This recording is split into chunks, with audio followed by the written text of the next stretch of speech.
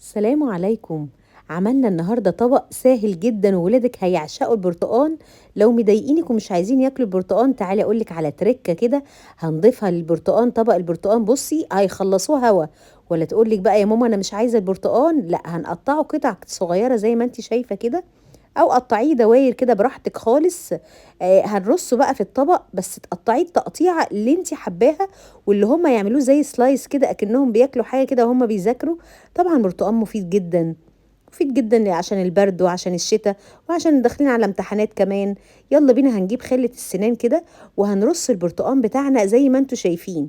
يا سلام لو يرصوا معاكي بقى ويستعدوا بقى كده، الله يا ماما تعالي نساعدك. بصوا هيبقوا مستعدين جدا. هنحط ايه على البرتقان؟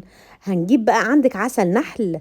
هنحط بقى على البرتقان بتاعنا، مش قادرة اقول لكم قد ايه بيوديه في حتة تانية.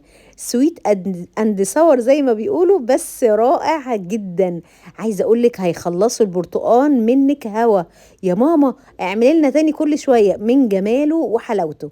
هي معلقة واحدة على البرتقاناية دي، وبصوا حكاية هيفضلوا بقى كل شوية رايحين جايين عايزين معلقة. طبعا عايزاها تحط لهم كسناك، عايزه تحط لهم في علبه كده في اللانش بوكس بتاعهم، في علبه هم رايحين الدروس. مش قادره اقول لكم قد ايه مفيد، والفيتامين سي اللي مليان في البرتقان بجد رائع جدا. لو عجبكم الفيديو متنسوش اللايك والاشتراك في القناه. حلوين.